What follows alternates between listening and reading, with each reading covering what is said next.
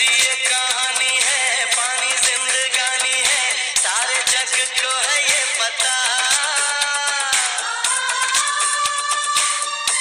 जलमंडल क्या है? पृथ्वी का संपूर्ण जलीय भाग जलमंडल कहलाता है। इसमें जल, जल वाष्प और हिम शामिल हैं। धरातल का कितना प्रतिशत भाग जल से ढका हुआ है? धरातल का 3/4 भाग जल से ढका हुआ है। जल दुर्लभता से क्या अभिप्राय है? जल की मांग के अनुरूप पूर्ति का ना होना या स्वच्छ जल की कमी जल दुर्लभता है। भारत में राजस्थान जल दुर्लभता से ग्रस्त राज्य है। जल दुर्लभता के क्या कारण हैं? जल संसाधनों का अधिक प्रयोग, जल का असमान वितरण, जल का अतिशोषण, औद्योगिकीकरण और शहरीकरण जल दुर्लभता के मुख्य कारण हैं। प्रधानमंत्री जवाहरलाल नेहरू ने बांधों को क्या कहा है? जवाहरलाल नेहरू ने बांधों को आधुनिक भारत के मंदिर कहा है। बिहार का शोक किस नदी को कहा जाता है? कोसी नदी को बिहार का शोक कहा जाता है क्योंकि कोसी नदी के कारण बिहार में अक्सर बाढ़ आती है। बहुउद्देशीय नदी परियोजना क्या है? नदी पर बांध बनाकर उसके जल को एक स्थान पर संग्रह करके एक साथ अनेक उद्देश्यों को पूरा करना बहुउद्देशीय नदी परियोजना है। भारत में पहली बहुउद्देशीय नदी परियोजना कौन सी है? दामोदर घाटी परियोजना पहली बहुउद्देशीय नदी परियोजना है जो झारखंड राज्य में है। बांस ड्रिप सिंचाई प्रणाली किस राज्य में प्रचलित है? बांस ड्रिप सिंचाई प्रणाली मेघालय में प्रचलित है। भारत के किस राज्य में हर घर में छत वर्षा जल संग्रहण ढांचा बनाना अनिवार्य कर दिया है? तमिलनाडु में हर घर में छत वर्षा जल संग्रहण ढांचा बनाना अनिवार्य कर दिया है। मेटूर बांध किस नदी पर है? मेटूर बांध कावेरी नदी पर है। पृथ्वी पर जल का सबसे बड़ा स्रोत क्या है? महासागर पृथ्वी पर जल का सबसे बड़ा स्रोत है और यह लवणीय जल है।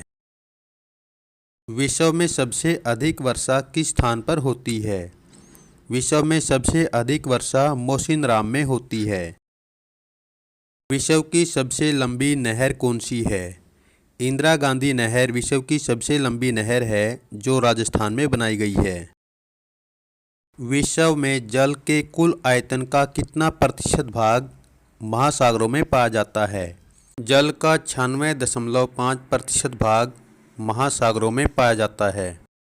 भारत विश्व की वर्षा का कितना प्रतिशत भाग प्राप्त करता है?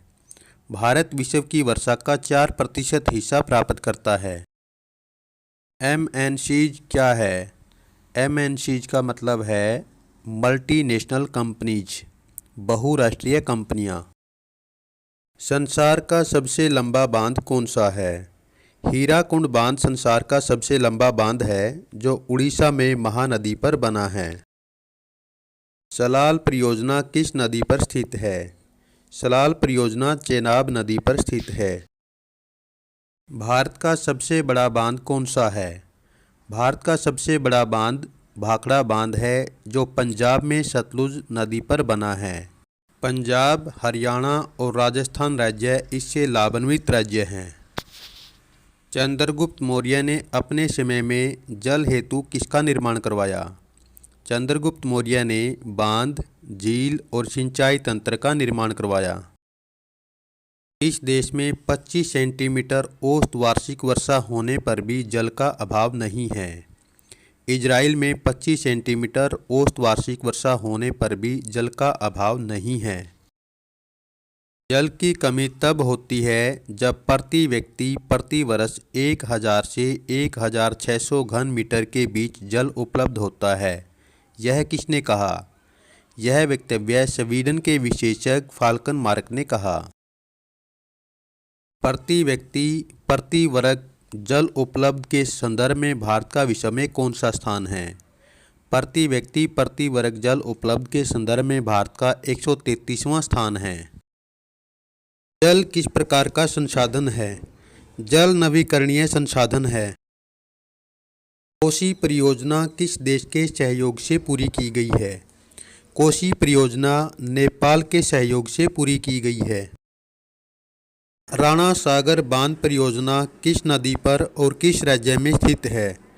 राणा सागर बांध परियोजना चंबल नदी पर राजस्थान में स्थित है।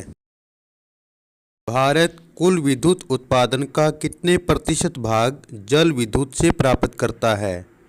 भारत कुल विद्युत उत्पादन का 22% भाग जल विद्युत से प्राप्त करता है। भूमिगत जल या भौम जल किसे कहते हैं व इसके स्रोत कौन कौन से हैं? जो जल धरातल के नीचे पाया जाता है उसे भूमिगत जल कहा जाता है। कुएं और नलकूप भूमिगत जल के स्रोत हैं। ज्वारीय ऊर्जा किस प्रकार का संसाधन है? ज्वारीय ऊर्जा नवीकरणीय संसाधन है। ब्रह्मपुत्र नदी किस राज्य में बहती है? ब्रह्मपुत्र नदी अरुणाचल प्रदेश में बहती है।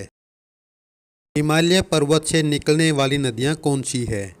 गंगा, यमुना, ब्रह्मपुत्र, सिंधु, रावी, ब्यास, चिनाब, झेलम आदि हिमालय पर्वत से निकलने वाली नदियाँ हैं। ये नदियाँ सारा साल बहती रहती हैं। प्रायद्वीपीय पठार से निकलने वाली नदियाँ कौन सी है? नर्मदा, ताप्ती, महानदी, गोदावरी, कृष्णा, कावेरी नदियाँ प्रायद्वीपीय पठार से निकलने वाली नदियाँ हैं। ये नदियाँ बारिश के मौसम में बहती हैं। बांध किसे कहते हैं? बहते जल को रोकने, विशेष दिशा देने या बहाव को कम करने के लिए खड़ी की गई बाधा को बांध कहते हैं। बहुउद्देशीय नदी परियोजना के क्या लाभ हैं? बाढ़ को नियंत्रित करने में सहायक हैं, मृदा अपरदन पर रोक लगाती है, सिंचाई की सुविधा में महत्वपूर्ण भूमिका है, मछली पालन में सहायक है। बहुउद्देशीय नदी परियोजना के क्या नुकसान हैं?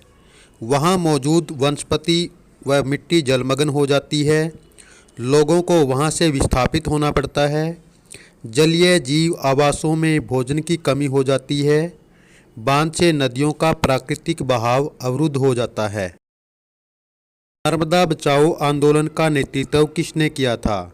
नर्मदा बचाओ आंदोलन का नेतृत्व मेघा पाटकर ने किया था। 14वीं शताब्दी में हौज खास किसने बनवाया था? 14वीं शताब्दी में हौज खास इल्तुतमिश ने बनवाया था। तुंगभद्रा परियोजना किन दो राज्यों की संयुक्त परियोजना है? तुंगभद्रा परियोजना आंध्र प्रदेश और कर्नाटक की संयुक्त परियोजना है और यह तुंगभद्रा नदी पर बनी हुई है। वर्षा जल का सबसे अधिक संग्रहण करने वाले राज्य कौन से हैं? राजस्थान और मेघालय वर्षा जल का सबसे अधिक संग्रहण करने वाले राज्य हैं। टिहरी बांध किस नदी पर और किस राज्य में बना है? टिहरी बांध भागीरथी और बिलांगना नदी के संगम पर उत्तराखंड राज्य के टिहरी जिले में बना है। जल संसाधनों का उपयोग किन कार्यों में किया जाता है? जल संसाधनों का प्रयोग सिंचाई के लिए, उद्योगों और कारखानों में, मानव और जीव जंतुओं के पीने के लिए, जल विद्युत का उत्पादन करने के लिए किया जाता है। कोयना बांध किस नदी पर बना है?